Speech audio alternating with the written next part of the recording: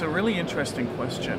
It's something I too wonder about, just how well are customers prepared, how well are companies prepared to be quite literally attacked by or during cyber warfare with malware. So what that really translates to is a customer loses access to their information, their data, their applications, can't do anything until they pay money.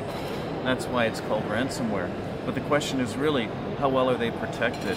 Most customers in my research aren't that well protected. And so I like to talk about what does protection mean. Because some of it is hard and some of it is easy. The hard is actually about teaching people. Because that's what the real answer here is. The real way to avoid malware is educating your users. The idea is to make them understand that banks and credit unions, the police department, nobody's ever going to send them an email with a link in it that is connected in any way to money or credit or their financial history or any of that. And the fact is, if they see emails like that and they believe them, it happens to be true, let's pretend it's that 1 in a million time, what they should do is never click on the email. What they should always do is go outside of email to a web browser, make a connection to that institution, and then do whatever it is they need to do.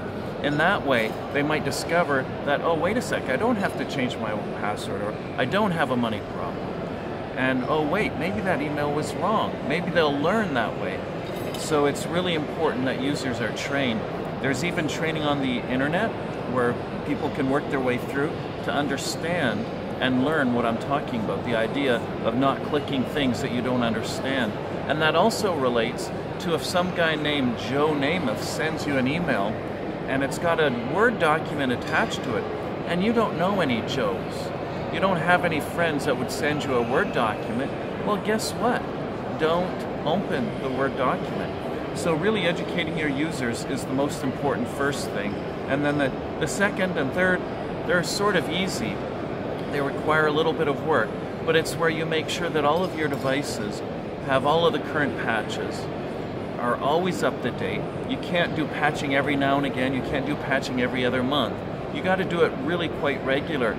Some of the most famous ransomware attacks in recent history, in fact, in a number of different malware attacks, not just ransomware, they all could have been prevented if patches had been applied. And I don't mean future patches, I mean existing patches. If they were applied, nothing would have went wrong.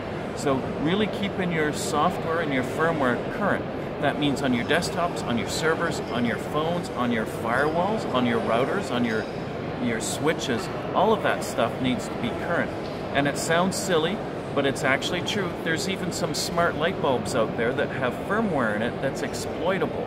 And it's absolutely technically fascinating. You can infect one of the light bulbs and they will pass it to all of the other light bulbs of their type that they can recognize. So really, firmware updates of all your devices, OS patches, and making sure that your firewalls are up to date, your antivirus are up to date, and that produces for you a layered defense. It means that your firewalls are watching for malware. It means your desktop and servers with their antivirus software are watching.